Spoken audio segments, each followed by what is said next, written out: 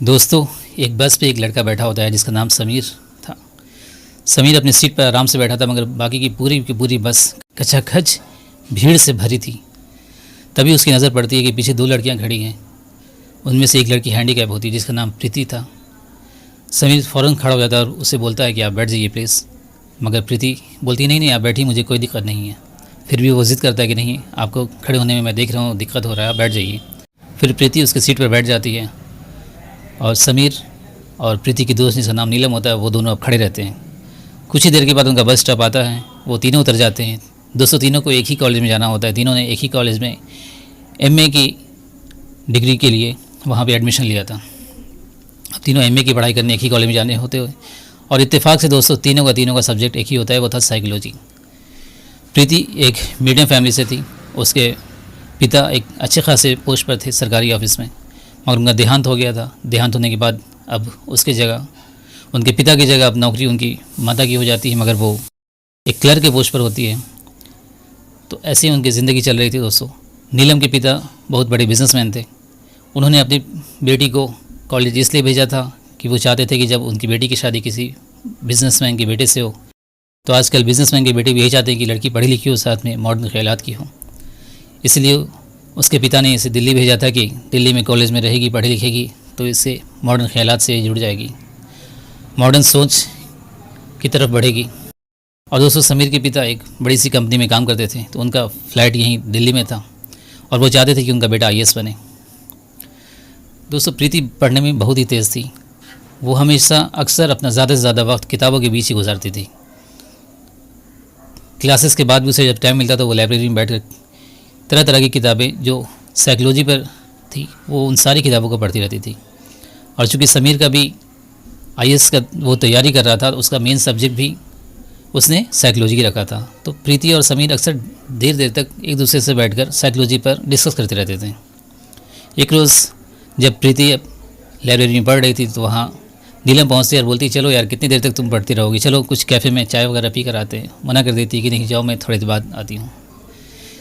कुछ ही देर बाद वहाँ समीर पहुँच जाता है। वो बोलता है, किताबों से कुछ रिलैक्स हो जाओ, ज़्यादा देर पढ़ती रहोगी तो तुम्हारा दिमाग फ्रेश नहीं रहेगा, फिर थोड़ा रिफ़्रेश होने के लिए चलो कैफ़े से होकर आते हैं। उसने उसके बुक को बंद कर दिया। अब प्रीति और समीर दोनों चले जाते हैं कैफ़े की तरफ। जैसे ही वहाँ नीलम देखती है, हंस पड़ती है, बोलती, वाह भाई, अभी मैंने बुलाया तो तुम नहीं आए और देखो समीर के साथ तुम चली आई। दोनों एक दूसरे के साथ पढ़ाई को लेकर ही ज़्यादा वक्त बिताते थे, मगर कॉलेज के बच्चे तो अब उनका मजाक उड़ाने लगे थे कि देखो एक हैंडीकैप लड़की ने एक समीर जैसे खूबसूरत लड़के को फंसा लिया है। प्रीति भी बेहद खूबसूरत थी, उसे कभी किसी मेकअप की ज़रूरत नहीं पड़ती थी, वो सिंपल ही बहुत ज़्यादा खूबसूरत लगती थी। और उसके उल्टे थी नीलम, जो हमेशा रोज़ नए नए कपड़े, तरह तरह के मेकअप करना, उसका दिन बस ऐसे ही गुजरता था।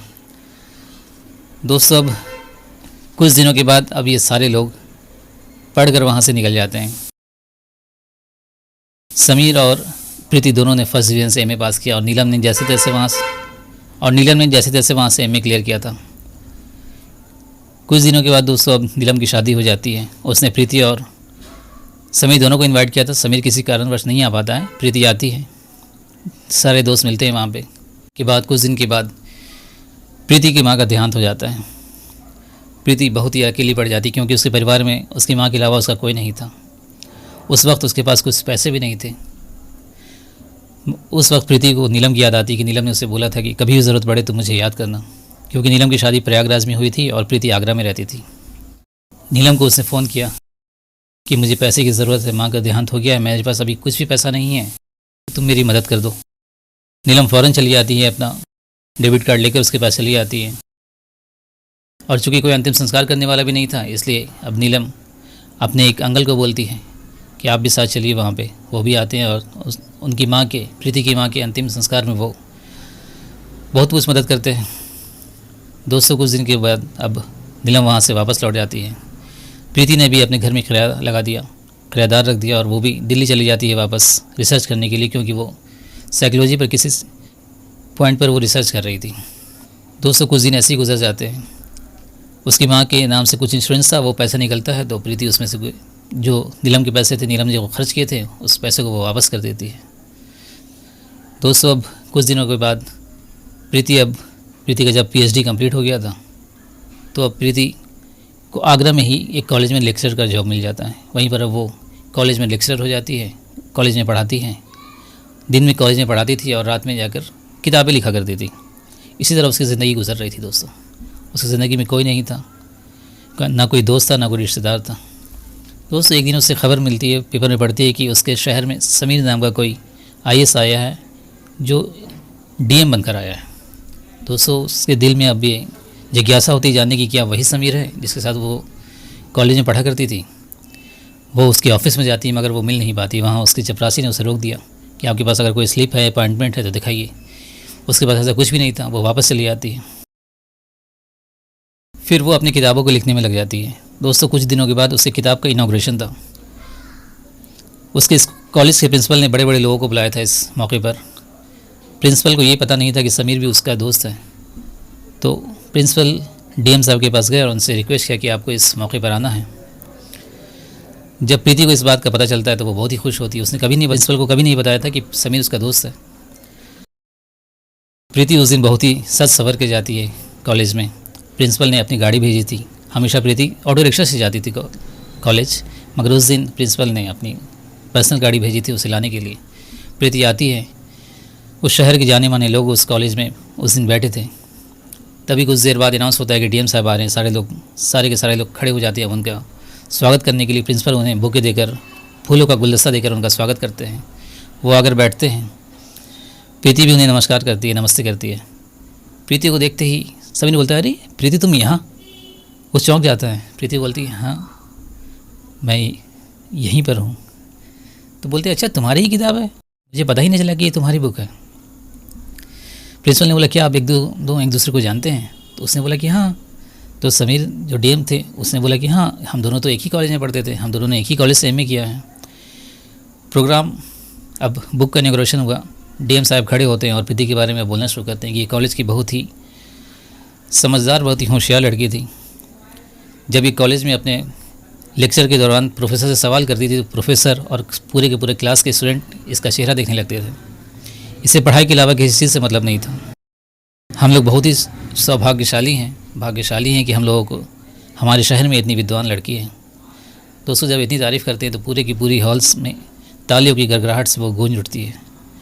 दोस्तों जैसे प्रोग्राम ख़त्म होता है अब समीर बोलता है प्रीति को कि प्रीति इस संडे मैं तुम्हारे घर आ रहा हूँ, हम दोनों साथ ही लंच करेंगे। प्रीति बोलती है ठीक है आइए। संडे के दिन अब चूँकि प्रीति घर में अकेली होती है, वो उसने नीलम को फ़ोन कर दिया कि नीलम तुम भी ज़रा आ जाओ यार, मैं अकेली हूँ घर पे और समीर आ रहा है। उसने बता दिया था समीर के बारे में। समीर पहुँचता है उस दिन। उसने नीलम को देखा, नीलम से पूछा, अरे तुम भी आगरा में रहती हो क्या? तो नीलम ने बोला, नहीं मैं आगरा में नहीं रहती हूँ, मगर मुझे प्रीति ने बुलाया था कि समीर आने वाला है, इसलिए मैंने सोचा चलो दोस्तों से मुलाकात हो जाएगी। समीर बोलता है, देखो मैं 4 महीने से यहाँ पर हूँ, प्रीति ने एक बार भी मुझसे मिलने की कोशिश नहीं की। अब वो बात नहीं रही मेरी और प्रीति के बीच में। प्रीति ने बोला, नहीं भाई मैंने मिलने की बहुत कोशिश की मगर किसी वजह से मिल नहीं पाई। फिर प्रीति पूछती है कि क्या तुम अपनी पत्नी को लेकर नहीं आए? तो समीर बोलता है कि तुम्हारी जैसे अभी मिली नहीं है, मिलती तब ना शादी करते हैं। तो वो बोलती है उदास को, क्यों मजाक उड़ा रहे हो?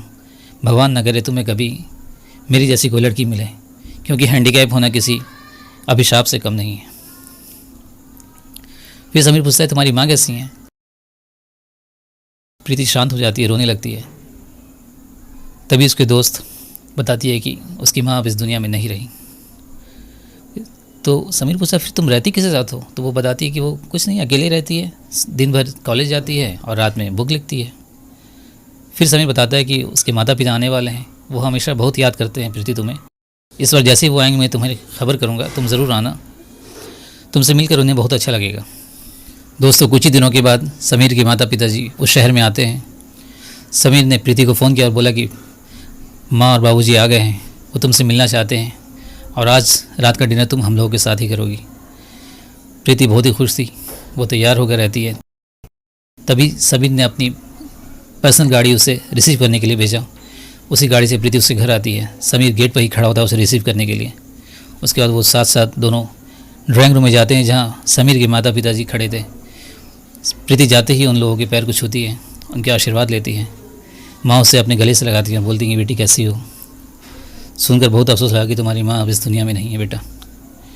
फिर उन लोगों ने पूछा बेटा आप क्या कर रही हो, उसने बताया, प्रीति ने बताया कि वो अब एक कॉलेज में लेक्चर है, उसी में उसका वक्त गुजर रहा है, ज़िंदगी कट रहा है। खाना खाते हैं अब लोग सब साथ साथ। खाना खाने के बाद अब जब वो वापस आने वाली होती है तो समीर की माँ प्रीति से पूछती कि बेटा क्या तुम्हारी कहीं शादी के लिए रिश्ता वगैरह कहीं लगा है या नहीं है अभी तक। प्रीति शांत हो जाती है, नीचे देखने लगती है। समीर की माँ बोलती हैं कि बेटा समझ सकती हूँ तुम्हारे घर में तो कोई है नहीं ये सब बात करने वाला, तो भला तुम्हारी रिश्ते की बात करेगा वे कौन। बेटा तुमसे मैं एक बात करना चाहती हूँ, समीर के लिए तो रिश्ते बहुत घरों से आए हैं उसके नौकरी के बाद, मगर हर लोग बस अपने पैसे के दम पर समीर को ख़रीदना चाहता है। समीर का यही कहना है कि जो लड़की अपने बाप की हैसियत की वजह से उसकी ज़िंदगी में आएगी वो कभी उससे प्यार नहीं कर सकेगी। तो समीर ऐसी लड़कियों से कभी शादी नहीं करना चाहता। वो चाहता है कि उसकी शादी ऐसी लड़की से हो जो उससे चाहे, ना कि उसकी हैसियत को, ना कि उसके पावर को। तो बेटी मैं और समीर के पिताजी यही चाहते हैं कि तुम मेरे घर की बहू बन जाओ। बेटा अगर तुम्हें कोई दिक्कत है तो बता दो, तुम्हारे ऊपर कोई ज़ोर ज़बरदस्ती नहीं है, तुम वक्त लो, इत्मीनान से सोचो, सोच कर बताना। तो प्रीति बोलती है कि माँ किस तरह मैं हाँ करूँ शादी के लिए, कहाँ समीर का पोस्ट और कहाँ मैं। तो माँ ने कहा बेटा ऐसी कोई बात नहीं है, तुम दोनों आज भी वैसे ही हो जैसे कॉलेज में रहते थे। समीर अब उसे ले जाता है उसके घर तक छोड़ने के लिए। जैसे ही प्रीति का घर आता है समीर ने उसे अपने गले से लगा लिया और बोला कि प्रीति आज भी मैं तुम्हारे लिए वैसा ही हूँ जैसा कॉलेज के दिनों में था। पति पत्नी का रिश्ता बराबर का होता है, इसमें कोई ऊपर नीचे कुछ नहीं होता है। दोस्तों अब मानो प्रीति को तो दुनिया की हर खुशी मिल चुकी थी, वो बहुत ही ज़्यादा खुश थी। खुश हो भी क्यों ना, जिसे वो दिलो दिल चाहती थी आज वो उसकी होने जा रही थी। तो दोस्तों यही थी कहानी, कैसी लगी आपको ज़रूर बताइएगा कमेंट में। तो मिलते हैं आपसे अपने नेक्स्ट वीडियो में, तब तक के लिए नमस्कार।